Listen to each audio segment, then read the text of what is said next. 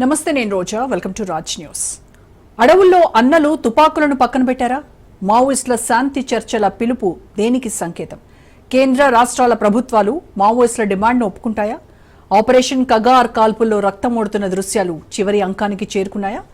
అందరి మదిలో మెదులుతున్న ప్రశ్నలివే. చంపొద్దు, చర్చిద్దాంపై ఇవాల్టి స్పెషల్ డిబేట్. మావోయిస్టులపై కేంద్రం దూకుడు పెంచింది. ఛత్తీస్గఢ్, తెలంగాణ, మహారాష్ట్ర 3 రాష్ట్రాలు కలిసే చోట యుద్ధ సైరన్ మోగిస్తోంది. అన్నలను పూర్తి స్థాయిలో కంట్రోల్ చేసేందుకు చేయాల్సిన అన్ని ప్రయత్నాలు చేస్తోంది.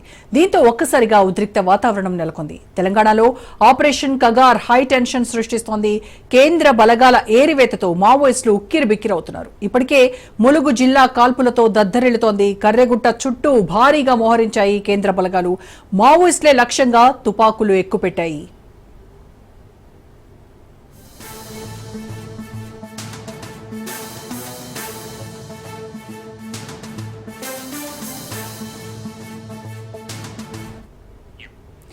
ఆపరేషన్ కగార్ పేరిట యువతపై కేంద్ర ప్రభుత్వం ఊచకోత కోస్తోందన్నారు కేసీఆర్. ఆపరేషన్ కగార్ ను వెంటనే ఆపేయండి, మావోయిస్టులతో చర్చలు జరపండి అంటూ డిమాండ్ చేశారు గులాబీ దళపతి. ఆర్మీ ఉందని ఊచకోత కోయకుండా చర్చలు జరిపి సమస్యలను పరిష్కరించేలా ప్రయత్నించండి సూచించారు కేసీఆర్. శాంతి చర్చలపై ప్రధాని మోడీకి లేఖ రాయనున్నట్టు తెలిపారు గులాబీ దళపతి. కేంద్ర ప్రభుత్వం కగార్ అనే ఆపరేషన్ పేరు మీద ఛత్తీస్గఢ్ లో యువకులను గిరిజనులను ఊచకోత పోతా ఉన్నారు.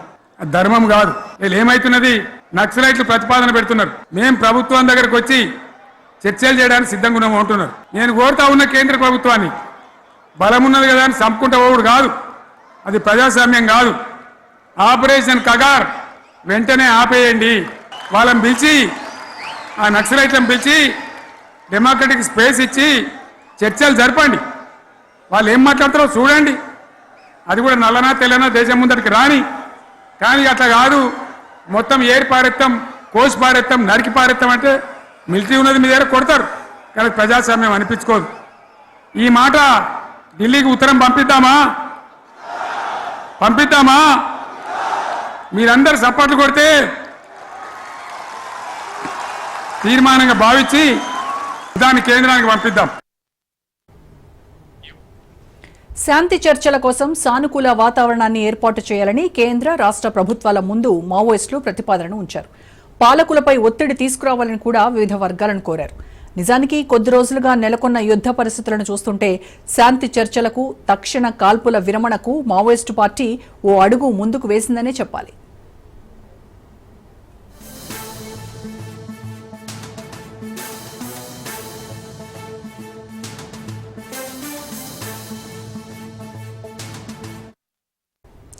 తెలంగాణలోని కర్రెగుట్టపై బాంబుల వర్షం కొనసాగుతోంది. హెలికాప్టర్లతో కర్రెగుట్టపై భద్రతా బలగాలు కాల్పుల వర్షం కురిపిస్తున్నారు. అనేక మంది మావోయిస్టులు మృతి చెందినట్టు భద్రతా బలగాలు వెల్లడించాయి. అయితే కర్రెగుట్ట కాల్పులపై పౌర హక్కుల సంఘాలు ఆగ్రహం వ్యక్తం చేస్తున్నాయి. తక్షణమే కాల్పులు ఆపాలి అంటూ డిమాండ్ చేస్తున్నాయి.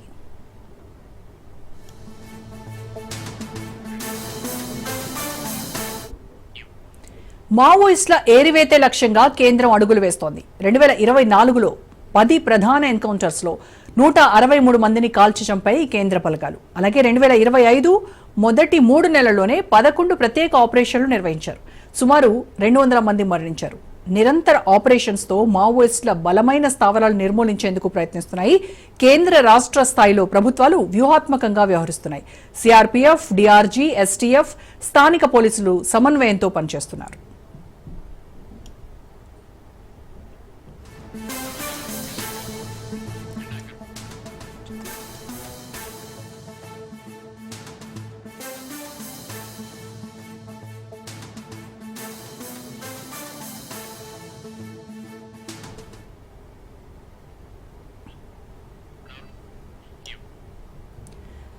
కాల్పుల విరమణ వేరు, సాయుధ పోరాట విరమణ వేరు. రెండింటి మధ్య చాలా వ్యత్యాసం ఉంది. తెలంగాణ, ఆంధ్రప్రదేశ్, ఛత్తీస్గఢ్, దానిని ఆనుకుని ఉన్న మధ్యప్రదేశ్, ఒడిశా, మహారాష్ట్ర, జార్ఖండ్ వంటి రాష్ట్రాల్లో తుపాకుల మోత ఈనాటిది కాదు, దశాబ్దాలుగా కొనసాగుతున్నది. అయితే 2026 మార్చి నెలాఖరు కల్లా నక్సల్ రహిత దేశంగా మారుస్తామని సాక్షాత్తు కేంద్ర హోంమంత్రి అమిత్ షా పదే పదే చెబుతున్నారు. విప్లవోద్యమ నిర్మూలన సాధ్యమా కాదా అనే చర్చ పక్కన పెడితే ఇప్పటికైతే మావోయిస్టులపై ప్రభుత్వ పాలక పార్టీలదే పైచేయి సాధిస్తున్నట్టుగా తెలుస్తోంది. ఈ పరిస్థితుల్లో శాంతి చర్చలకు సిద్ధమని మావోయిస్టులు ప్రకటించడము ప్రాధాన్యత సంతరించుకుంది. ఇదే అంశంతో ఇవాళ డిబేట్లోకి వెళ్దాం. డిబేట్లో పార్టిసిపేట్ చేస్తున్నారు ప్రముఖ రాజకీయ విశ్లేషకులు కోటేశ్వరరావు గారు. నమస్కారం అండి కోటేశ్వరరావు గారు. నమస్తే. అలాగే జంపన్న గారు, శాంతి చర్చల కమిటీ వైస్ చైర్మన్. నమస్కారం అండి జంపన్న గారు. నమస్తే. సో ముందుగా కోటేశ్వరరావు గారు, గత దశాబ్దంలో జరిగినటువంటి ఆపరేషన్లతో పోలిస్తే ఈ ఆపరేషన్ ని కొంత భిన్నంగా చూడాలి అని చెప్పేసి అని అంటున్నారు. ఏంటంటారు ఈ భిన్నత్వం? ఆపరేషన్ అంటే మీ అర్థం బహుశా ఈ కగార్ ఆపరేషన్ లేదా నక్సలైట్ల ఏరువేత అనేటువంటి అమిత్ షా ప్రకటించినట్టు వద్దని అనుకుంటున్నాను. ఎందుకు గతానికి ఇప్పటికీ వచ్చినటువంటి తేడా అంటే ఆధునికమైనటువంటి సాంకేతిక పరిజ్ఞానం, ఎవరు ఎక్కడున్నారో తెలుసుకోవడానికి మానవ రహిత డ్రోన్లు లేకపోతే ఇతర వాటిని వినియోగించడానికి ఇప్పుడు గతం కంటే ఎక్కువ వచ్చింది. రెండో వైపు నుంచి చూస్తే మావోయిస్టుల్లో అనేక మంది కోవర్టుల్ని సక్సెస్ఫుల్ గా పోలీసు యంత్రాంగం, ఒక మావోయిస్టులనే కాదు సాయుధ పోరాటం జరుపుతున్నటువంటి ఇతర మావోయిస్టు ఇతర నక్సల్స్ బృందాలు కానివ్వండి, పార్టీలు కానివ్వండి, ఆ పార్టీల్లో కూడా కోవర్టులను పెద్ద ఎత్తున ప్రవేశపెట్టారు అనేటువంటిది అందరికీ తెలిసినటువంటి బహిరంగ రహస్యం, ఎవరు అంగీకరించకపోవచ్చు.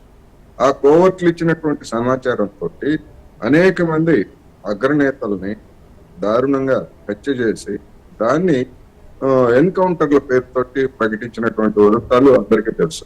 అందుకని ఎన్కౌంటర్ల పేరుతో జరుగుతున్నటువంటి హత్యలు ఇవన్నీ కూడా చూసినప్పుడు 99% ఎన్కౌంటర్లన్నీ కూడా పూటక ఎన్కౌంటర్లే.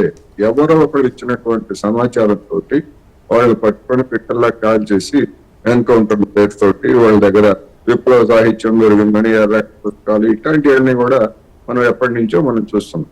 అందుకని ఇప్పుడు మొత్తంగా చూసినప్పుడు జరుగుతున్నటువంటి పరిణామాలు మనకు తెలియజేస్తున్నది ఏంటంటే మావోయిస్టులు ప్రాబల్యం కావచ్చు లేదా ఇతర సాయుధ బృందాల ప్రాబల్యం అనేటువంటిది గణనీయంగా తగ్గిపోయింది.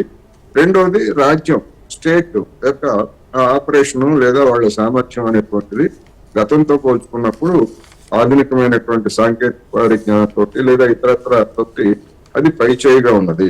అందుకని ఇప్పుడు మరింత గట్టిగా ఒక ఊపితే మావోయిస్టుల్ని ఏరివేయవచ్చు అని చెప్పేసి అమిత్ షా గారు చెప్తున్నారు.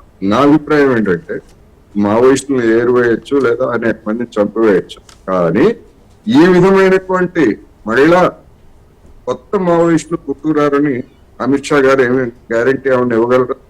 ఎక్కడ ప్రపంచంలో అనేక చోట్ల తీవ్రవాద ఈ మావోయిస్టుల పేరుతోటి సాయుధ పోరాటం చేసినటువంటి వాళ్ళు ఉన్నారు. అనేక చోట్ల అనేక మంది మరణించారు. కానీ ఎప్పటికప్పుడు కొత్త వాళ్ళు ఎందుకు పుట్టుకొస్తున్నారు అనేటువంటిది గమనించాలి. అందుకని ఇదేదో ఒక శాంతి భద్రతల సమస్యగా చూస్తే ఇది మా అమిత్ షా గారు కానివ్వండి లేకపోతే ఇంకోళ్ళు ఎవరైనా కానీ పప్పులో కాలేసినట్టు. శాంతి భద్రత సమస్య కాదు. ఎప్పుడైతే అటవీ ప్రాంతాల్లో లేదా పేద ప్రజల మీద, పట్టణ ప్రాంతాలు కూడా కావచ్చు, ఎక్కడైనా కానీ అణచివేత, దోపిడీ ఇవి కొనసాగుతున్నంత కాలం దానికి ప్రతిఘటనగా మావోయిస్టుల పేరుతో కాకపోతే ఇంకొక పేరుతో వస్తారు. మనం చూస్తున్నాం కదా, పాకిస్తాన్ లో ఉన్నటువంటి బెలూచిస్తాన్ లో గతంలో ఉన్నటువంటి వాళ్ళు పోయి కొత్త వాళ్ళతో పూర్తికొచ్చారు. అందుకని అసలు సమస్యని దాన్ని ఎట్లా నివారించాలి, ఆ ప్రాంతాల్లో నివసించేటువంటి గిరిజనులు కావచ్చు, గిరిజేతరులైనటువంటి పేదల మీద దాడులు చేయకుండా లేదా వాళ్ళ దోపిడీని అంతం చేయడం అనేటువంటి దాని మీద అమిత్ షా గారు ఏ విధమైనటువంటి ప్రకటన చేయరు. కేవలం మేము నక్సలైట్లను ఏరేస్తామని చెప్తారు తప్ప ఎందుకు అక్కడ నక్సలైట్లకి అక్కడ జనం ఆశ్రయిస్తున్నారు, ఎందుకు అక్కడ కేంద్రీకృతం అవుతున్నారు అనేటువంటి ప్రధానమైనటువంటి అంశం. అందువల్ల అది ఇవాళ రెండు పక్షాల మధ్య జరుగుతున్నటువంటి చర్చ అనేది నా అభిప్రాయం.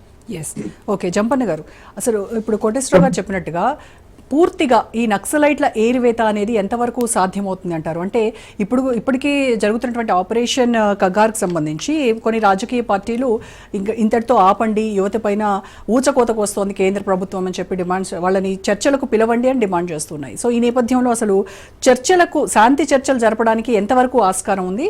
పూర్తిగా ఏరివేతకు ఎలాంటి చర్యలు తీసుకోవాల్సి ఉంటుందంటారు? ఇప్పుడు కోటేశ్వరరావు గారు చాలా స్పష్టంగా వివరించిండు.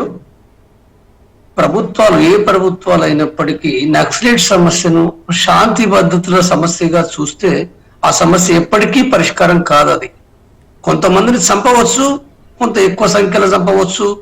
ఇవాళ ఈ కగార్ అనే ఆపరేషన్ లో వాళ్ళకున్న సైనిక బలగం, వాళ్ళకున్న అత్యాధునికమైన ఆయుధాలు, కమ్యూనికేషన్ వ్యవస్థను ఉపయోగించుకొని వాళ్ళు చేసే చర్యలు ఏమైతున్నాయో ఎక్కువ జరగవచ్చు గాక, కానీ పూర్తిగా నిర్మూలించడం అనేది అది అసాధ్యమైన విషయం. అది ఎన్నటికీ సాధ్యం కాదు. అది సాధ్యం కాదని చరిత్ర నిరూపించిన విషయం. అయితే మేము పీస్ ఇనిషియేటివ్ కమిటీ, శాంతి చర్చల కమిటీ తరఫున మేము చెప్పే విషయం ఏంటంటే, ఈ యుద్ధం ద్వారా జరిగేది ప్రాణ నష్టం.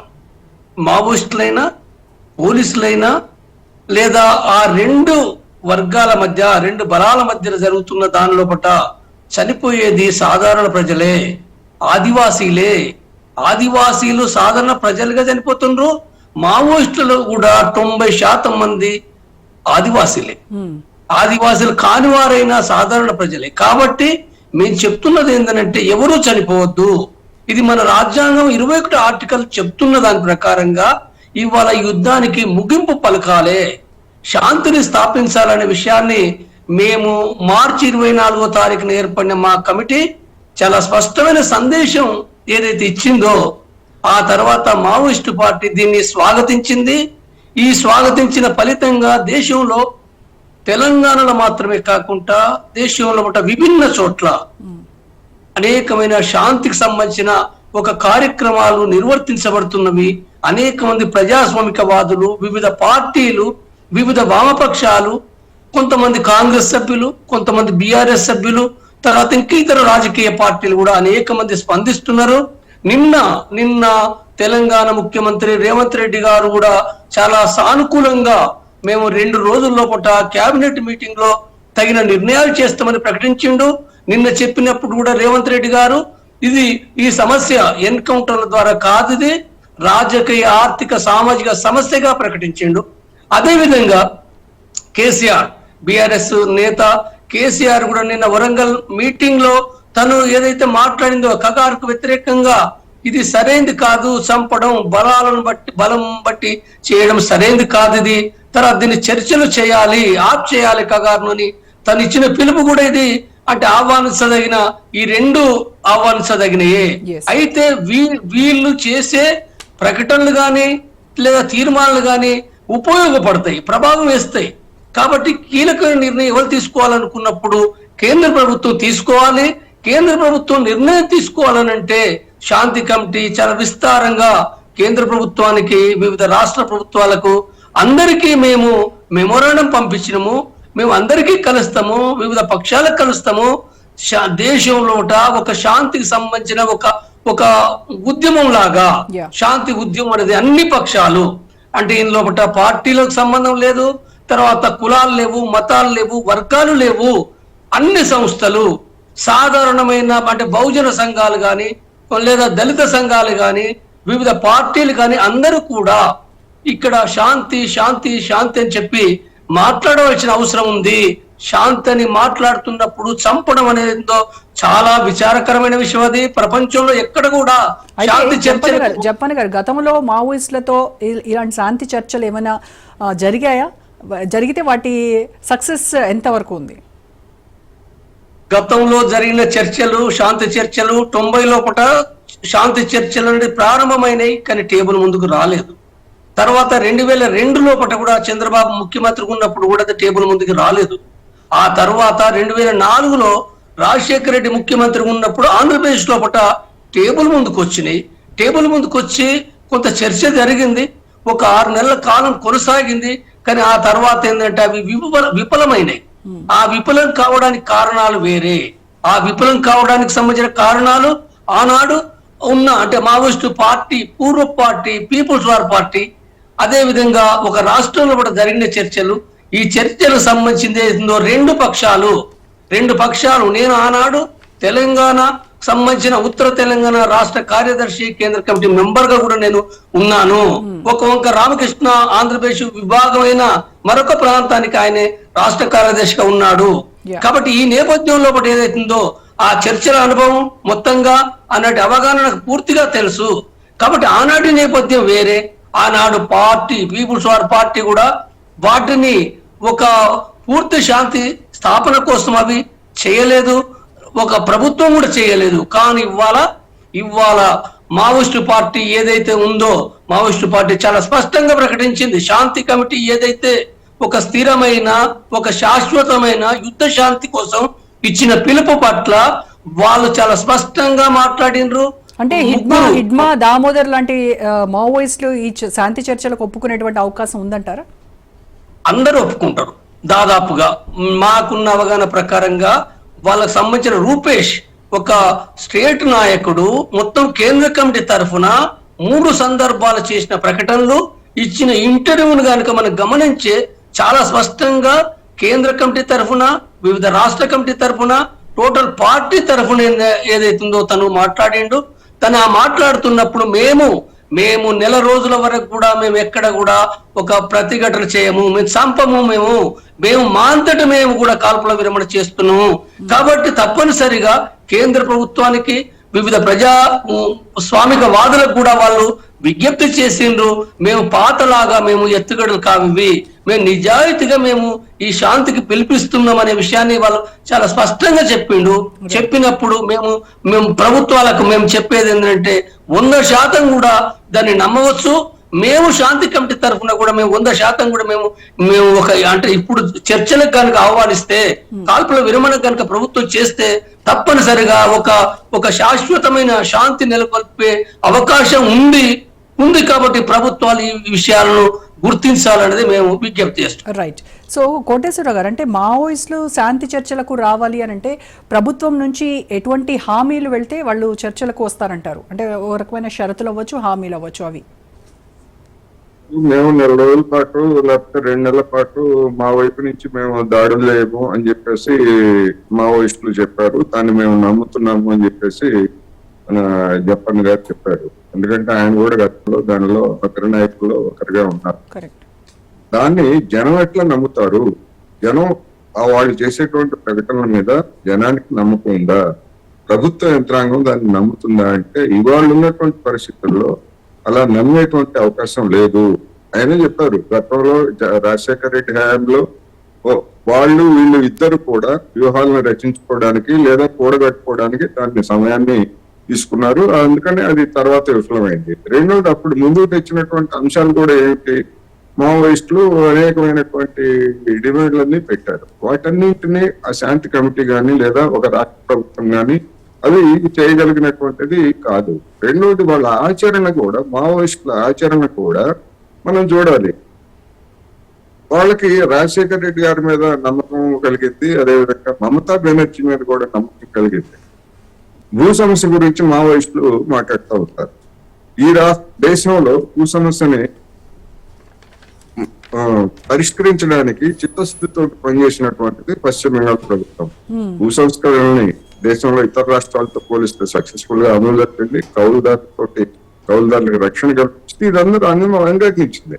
కానీ ఆ రాష్ట్ర ముఖ్యమంత్రిగా పనిచేసినటువంటి బుద్ధదేవ్ భట్టాచార్యనే వీళ్ళు తప్పేయడానికి ప్రయత్నించారు మమతా బెనర్జీతో కలిసి.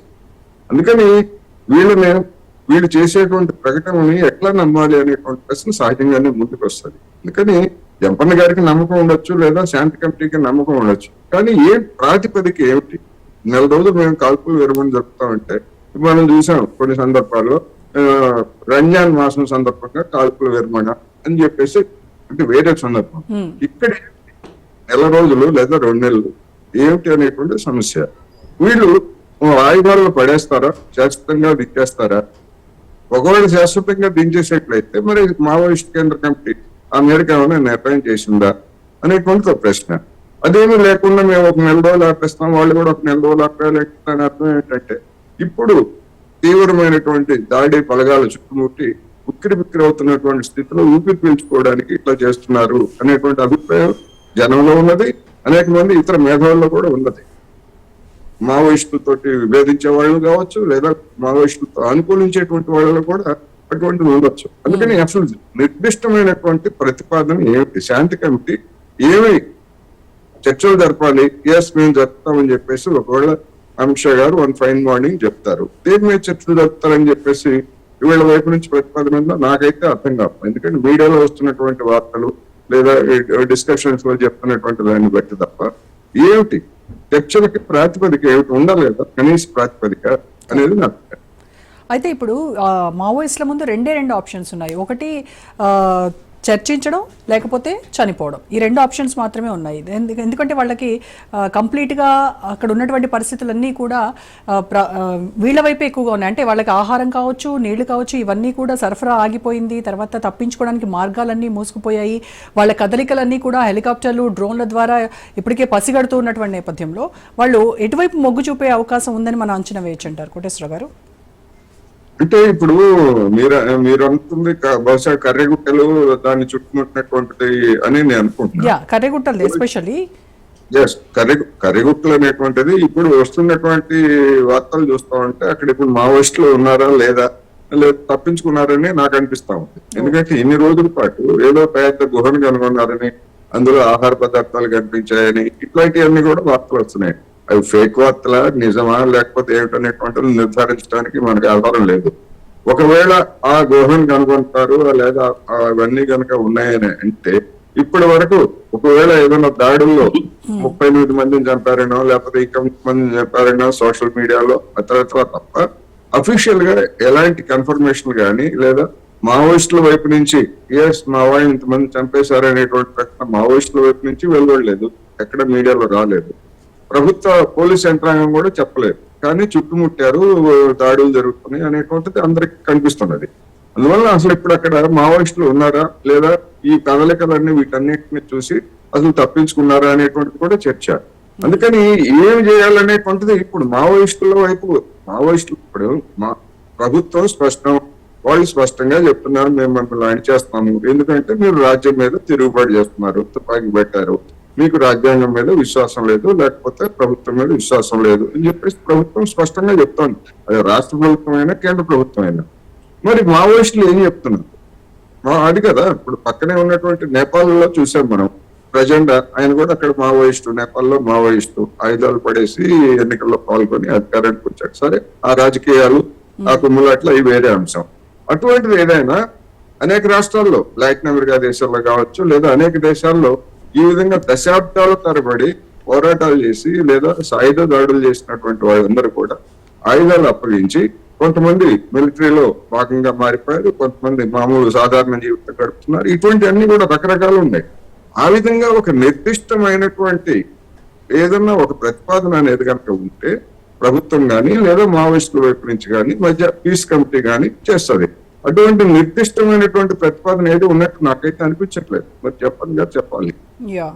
సో జంపన్న గారు, ఇందాక కోటేశ్వరరావు గారు ఒక క్వశ్చన్ రైజ్ చేశారు.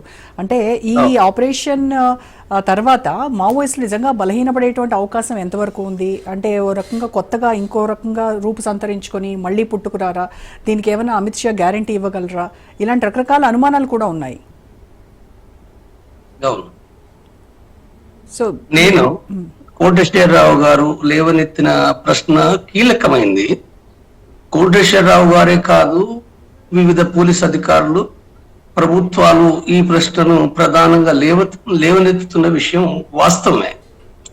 దీనికి జవాబుగా నేను చెప్పే విషయం ఏమిటంటే, గతంలో 90లో కానీ 2004లో కానీ పీపుల్స్ వార్, ఆనాడు పీపుల్స్ వార్ పార్టీ వాళ్ళు మాట్లాడిన విషయాలకు ఇప్పుడు మాట్లాడిన విషయాలకు భిన్నమైన మౌలికమైన తేడా మనం గమనించాలి.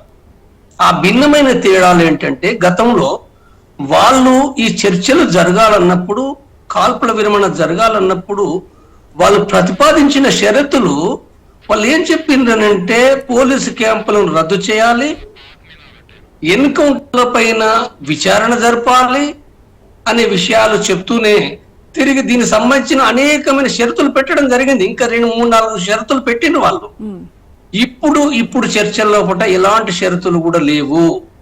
ఎలాంటి షరతులు కూడా లేకుండా వాళ్ళు మొట్టమొదటిసారిగా భారత చరిత్రలో పూట మావోయిస్టు పార్టీ కాల్పుల విరమణ అనే సందర్భంగా ఆయుధ విసర్జన కూడా ఎజెండాలో భాగంగా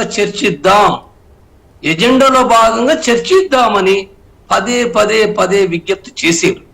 అంటే ఆయుధాలు విసర్జించడానికి కూడా ఇక్కడ జరిగే చర్చల్లో కూడా తగిన నిర్ణయం చేసుకుందామనే విషయాన్ని కూడా వాళ్ళు చాలా స్పష్టంగా ప్రతిపాదించారు. కాబట్టి ఇంకా ఇందులో ఇది ఎత్తుగడల సమస్య కాదు. ఇది చాలా స్పష్టంగా అంటే ఇప్పుడు ఇంతకుముందు మొదటగా చెప్పినప్పుడు కాల్పుల విరమణ వేరు, సాయుధ పోరాట విరమణ కూడా వేరు, 2 వేరు విషయాలే. కాబట్టి ఈ కాల్పుల విరమణ అనేది ఉందో సాయుధ పోరాట విరమణకు దారి తీస్తుంది, శాశ్వతమైన శాంతి లభించడానికి దారితీస్తుంది. వాళ్ళు ఇంత స్పష్టంగా చెప్పినప్పుడు కూడా దీనిని ఇంతకంటే కూడా ఇంకా అనుమానించవలసిన అవసరం ఏమీ లేదు ఇందులో. తర్వాత నేను మరొక విషయం చెప్తున్నాను. నేను మరొక విషయం చెప్పేది ఏంటంటే, వాస్తవంగా కాల్పుల విరమణ అంటే 6 నెలలు పాటించాలి. 6 నెలలు పాటించినా, ఏడాది పాటించినా మన గత చర్చలో 2004 లోపట కాల్పుల విరమణ పాటిస్తే మావోయిస్టులు బలపడలేదు. మావోయిస్టులు ఏమీ బలపడలేదు. పైగా మావోయిస్టు పార్టీ నష్టపోయింది, తీవ్రంగా నష్టపోయింది. మన ఆనాటి కనుక ఆ లెక్కలు తీస్తే వివిధ రాష్ట్ర కమిటీ మెంబర్లు, జిల్లా కమిటీ మెంబర్లు నష్టపోవడం కాకుండా పార్టీ చాలా దెబ్బతిన్నది తెలంగాణ, ఆంధ్రలో. అంటే ఆనాడు పోలీసులది, ప్రభుత్వం చాలా పై చేయింది. కాబట్టి ఇవాళ నేపథ్యాన్ని కనుక మనం చూస్తే ఇవాళ ఇంకా ప్రభుత్వాలు, కేంద్ర ప్రభుత్వం, రాష్ట్ర ప్రభుత్వాలు చాలా బలపడ్డాయి. మావోయిస్టు పార్టీకి సంబంధించిన వాళ్ళ నిర్మాణాలు చాలా దెబ్బతిన్నాయి. బయట ఎలాంటి కూడా ప్రజా కార్యక్రమాలు చేయడంలో కూడా చాలా వెనుకంజ ఉన్నది. కాబట్టి ఇలాంటి స్థితిలో వాస్తవంగా మావోయిస్టు పార్టీ చెప్పింది ఏంటంటే కనీసం 1 మంత్ మీరు ఇవ్వండి. వాళ్ళు చెప్పింది లాస్ట్గా చెప్పేదాన్ని దృష్టిలో పెట్టుకుంటే వాళ్ళ చరిత్రలో ఎప్పుడు కూడా ఈ రకమైన విధానాన్ని వాళ్ళు అవలంబించలేరు. కాబట్టి ఈ విషయాన్ని కూడా ఏంటంటే వాళ్ళు నిజాయితీగా శాంతిని కోరుకుంటున్న విషయాలను మనం విశ్లేషించవచ్చు, అర్థం చేసుకోవచ్చు. ఇది అర్థం చేసుకుంటున్నప్పుడు ఏంటంటే ప్రభుత్వం ఇవ్వడం ద్వారా వచ్చే నష్టం ఏమిటి? ఇవ్వడం ద్వారా వచ్చే నష్టం ఏమీ లేదు కదా. 1 నెల రోజులు 3 నెలలు ఇవ్వండి, ఏం నష్టం లేదు. వాళ్ళు ఏమి ఎక్కడికి పోరు కదా. మీరు సంపాదనుకుంటే మీ చేతుల్లో పట్టిన బలాలున్నాయి, ఆయుధాలున్నాయి. వాస్తవంగా రాజ్యాంగానికి వ్యతిరేకమైందే. అంటే ఒక పద్ధతి లేకుండా అది ఎన్కౌంటర్స్ కాదు, అది యుద్ధం జరుగుతుంది. కాబట్టి ఆ విషయాన్ని తర్వాత చర్చించవచ్చు. కనీసంగా ఏంటంటే ఇది ఇవాళ వాళ్ళు శాంతి కోసము వాళ్ళు మాట్లాడుతున్నప్పుడు, శాంతి కమిటీ మాట్లాడుతున్నప్పుడు మేము మళ్ళీ చంపుతాం అని చెప్పి ఇప్పటికీ అంటే రూపేష్ మాట్లాడిన తర్వాత, అభయ్ మాట్లాడిన తర్వాత దాదాపు ఒక 5-6 ఘటనలు జరిగినాయి. ఈ ఘటనలో కూడా ఇప్పటికీ మరొక 50-60 మంది, లేదా ఇప్పుడు కరిగుట్టలు ఉన్నాయి, కరిగుట్టల్లో కూడా ఎంతమంది జరిగినాయో మనకు తెలియదు. ఒక్కొక్కసారి మీడియా చాలా ప్రచారం చేసేదో ఈ మానసికమైన యుద్ధం ఇది. అంటే చనిపోతుండ్రు, ఏమీ లేదు, ఖతమైపోయినరు అనేది అంటే ఇవాళ చెప్పే విషయం ఏంటంటే 2 మార్గాలు, చర్చలు లేదా చంపబడడం. ఇది తప్పంటున్నాడు. చర్చలు అనేటి మన రాజ్యాంగ ప్రకారంగా జరగాలి. చంపబడడం అంటే ఇప్పుడే చంపబడతారు, నిర్మూలించబడతారు అనేది ఎవరు అనుకోరు. అది మళ్ళీ విశాల ప్రాంతాలకు పోతారు. ఒక్క కరిగుట్టలనే లేరు, ఒక మాటలనే లేరు. ఒరిస్సాలో ఉన్నారు, జార్ఖండ్ లో ఉన్నారు, అనేక ప్రాంతాల్లో ఉన్నారు వాళ్ళు. కాబట్టి ఇది ఏదైతుందో బలాబలాలకు సంబంధించిన సమస్య కాదు. ఇది రాజ్యాంగ సమస్య, ప్రజాస్వామిక సమస్య, శాంతి సమస్య. అందుకోసం ఏంటంటే అన్ని వర్గాల ప్రజలు శాంతి కోసం నినదించవలసిన అవసరం ఉంది. కాబట్టి ప్రభుత్వం నమ్మడం అనేదో ఈ మొత్తం నేను చెప్పిన విషయాలను బట్టి కూడా 100% నమ్మవలసిందే. అనేక విషయాలు కూడా మనకు వస్తున్నాయి కాబట్టి వచ్చే నష్టము ఏమి లేదనే విషయాన్ని నేను చెప్తున్న విషయం అది. రైట్.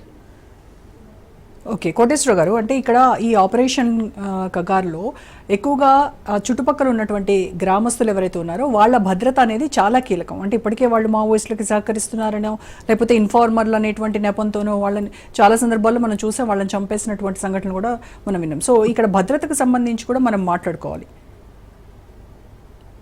డెఫినెట్ గా ఇప్పుడు నేను ముందే చెప్పాను, ఎన్కౌంటర్ల పేరుతో జరిగినటువంటివన్నీ కూడా 99% బూటకపు ఎన్కౌంటర్లే, పట్టుకొని చంపేసినవే.